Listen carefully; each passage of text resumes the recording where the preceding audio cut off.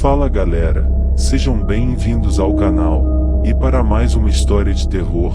Se gosta desse tipo de conteúdo, não deixe de se inscrever no canal e deixar aquele like e ativar o sininho para receber notificações de novas histórias. Então bora para mais uma. Sobre a água. No verão passado, aluguei uma casa de campo à margem do Sena, a algumas léguas de Paris, aonde ia dormir todas as noites. Depois de alguns dias, travei relações com um vizinho, homem de 30 a 40 anos, o tipo mais curioso que tenho conhecido.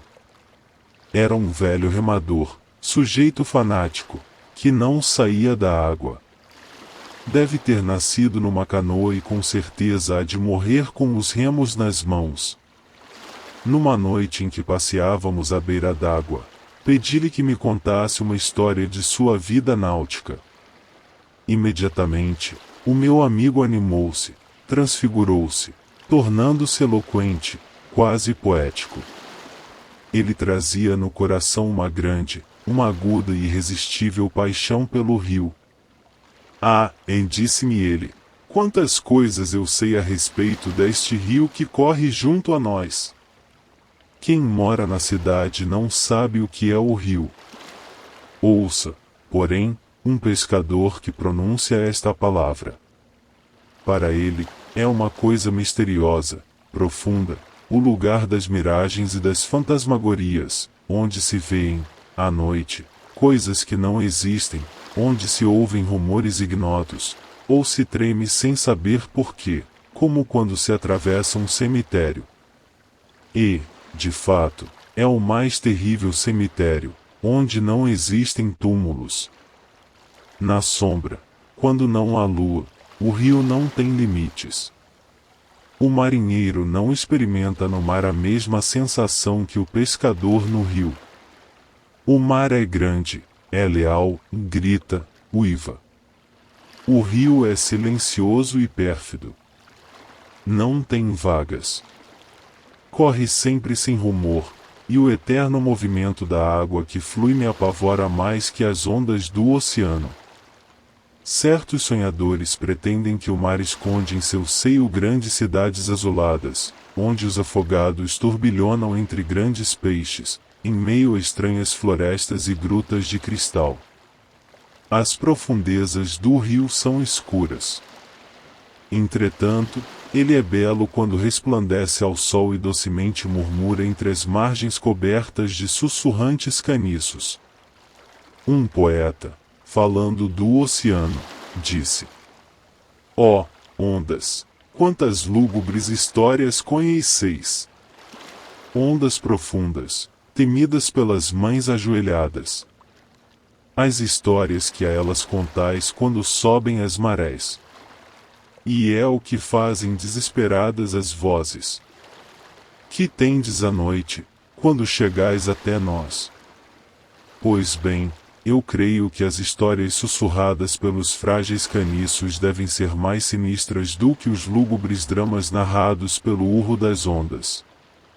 Mas, como o senhor me pede alguma de minhas recordações, contar-lhe um estranho caso que me sucedeu há cerca de 10 anos.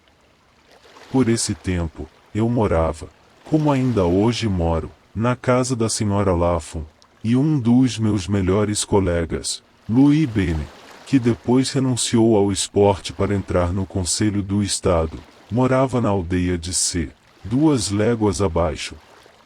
Jantávamos juntos todas as noites, um dia na casa dele, outro dia na minha.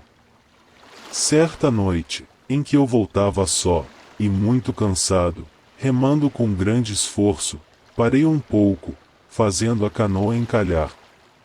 O tempo estava magnífico. Havia lua, o rio cintilava, o ar estava calmo e doce. Aquela tranquilidade me tentou. Veio-me a vontade de fumar meu cachimbo.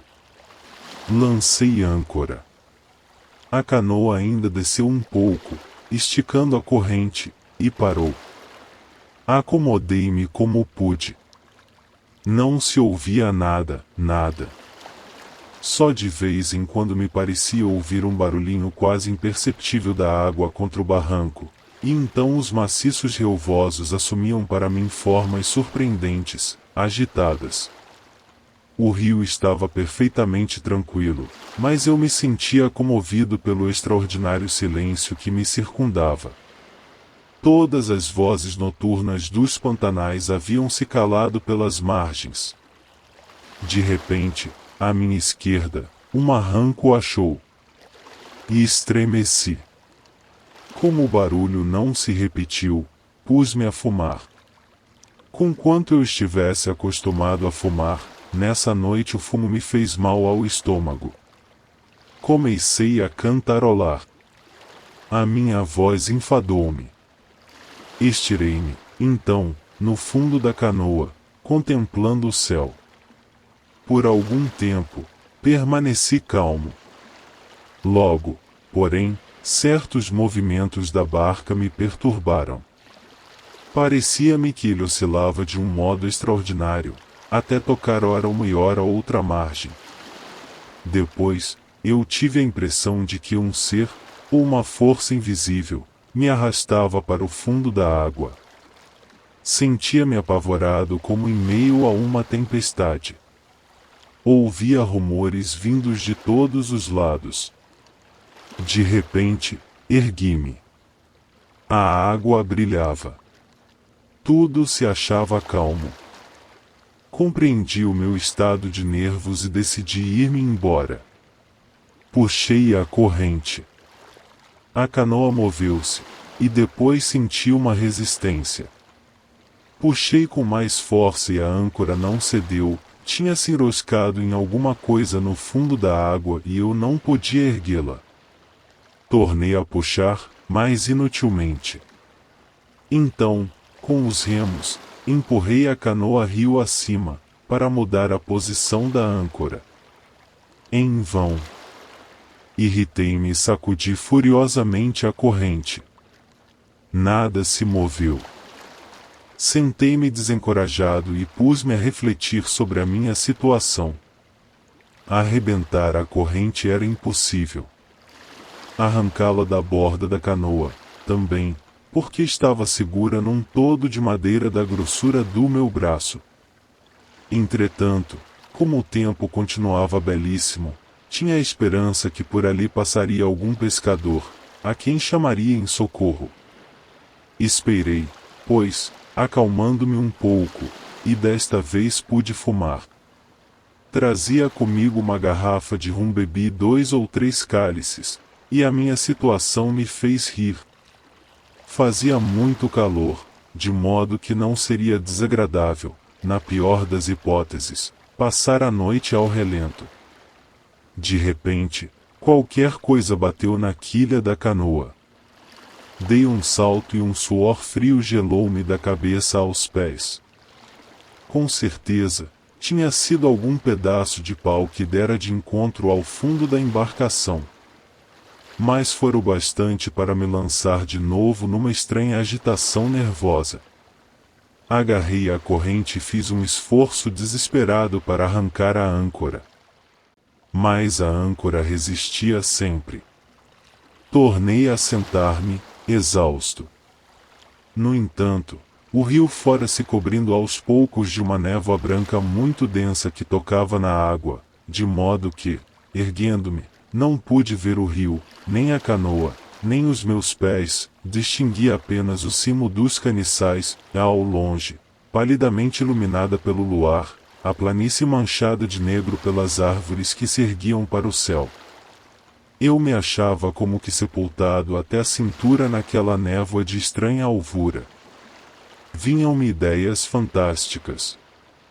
Parecia-me que alguém que eu não reconhecia tentava subir para a barca, e que o rio, oculto pela névoa opaca, estava cheio de seres bizarros que nadavam em torno de mim. Experimentei um horrível desassossego e, com as têmporas opressas, o coração a bater-me violentamente, fora de mim, pensei em salvar-me a nado. Esta ideia, porém, me arrepiou. Vi-me perdido, joguete do acaso em meio da bruma, debatendo-me entre perigos que não podia evitar, gritando de medo, sem ver terra, sem encontrar o barco, e nunca aprendi tão bem como nessa noite a luta dos dois seres que vivem em nós, um que quer e o outro que resiste, e cada um dos quais ora vence, ora é vencido. Aquele pavor brutal e inexplicável aumentava sempre e tornava-se terror. Fiquei imóvel, com os olhos esbugalhados e ouvindo a espreita, esperando. Esperando o quê? Não sei, não sabia, mas creio que era qualquer coisa de terrível. Creio que, se um peixe saltasse fora d'água, como acontece tantas vezes, eu cairia semi-morto. Todavia, graças a um violento esforço, acabei por dominar ao menos em parte a minha perturbação. Tomei de novo a garrafa de rum, sorvendo-a grandes goles. Acudiu-me, então, uma ideia. Comecei a gritar com toda a força, voltando-me para os 4 pontos cardeais. Quando não tinha mais fôlego, escutei. Um cão ladrava ao longe. Bebi mais e deitei-me, estirado, no fundo da canoa. Fiquei assim talvez 1 hora, talvez 2, sem dormir, com os olhos abertos, sentindo fantasmas em volta. Não tinha coragem de levantar-me, apesar de o desejar ardentemente, deixava de um minuto para o outro.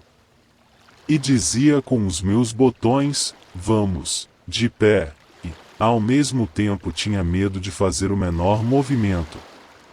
Finalmente, ergui-me, com infinitas precauções, como se a minha vida dependesse do mínimo barulho que eu fizesse. E alonguei o olhar por sobre as margens. A névoa, que 2 horas antes flutuava sobre a água, tinha-se pouco a pouco adensado nas margens, ao longo de cada qual formava uma colina contínua, de 6 ou 7 metros de altura, banhando de luar a sua alvura de neve. Entre 2 montanhas brancas, o rio. Sobre a minha cabeça, lá no alto, brilhava a lua cheia num céu de turquesa esbranquiçada. Todos os habitantes da água tinham despertado. As rãs coachavam furiosas, e de momento em momento, eu ouvia a nota breve, monótona e triste que a voz metálica dos sapos lança às estrelas. Coisa estranha, passará-me o medo. Cercava-me uma paisagem tão extraordinária que nada podia me parecer estranho. Quanto tempo durou isso, não o sei, porque acabei por adormecer. Quando reabri os olhos, o céu estava cheio de nuvens e a lua, velada. A água murmurava lugubremente, ventava, fazia frio e a escuridão era profunda. Bebi o último gole de rum que me restava, depois fiquei escutando a tremer o farfalhar da folhagem e o rumor sinistro do rio. Não enxergava o barco. Aproximei as mãos dos olhos, não as enxergava também. Pouco a pouco, porém, a treva diminuía. De repente, pareceu-me sentir uma sombra passar por cima do meu corpo. Dei um grito. Uma voz respondeu-me. Era um pescador. Chamei-o. Ele se aproximou. Contei-lhe o que me acontecerá. Então, ele trouxe o barco para junto do meu e puxamos juntos a corrente. A âncora não se moveu. A madrugada estava escura, cinzenta, chuvosa, glacial, anunciando um desses dias que trazem tristezas e dores. Avistei outro pescador. Chamado, ele veio unir aos nossos os seus esforços. Então, pouco a pouco, a âncora cedeu. Subiu, mais docemente, e carregada de um peso considerável. Finalmente, surgiu um fardo negro, que passamos para a barca. Era o cadáver de uma velha mulher com uma grande pedra no pescoço. Fim. Se gostou, deixa o like e não esqueça de se inscrever no canal.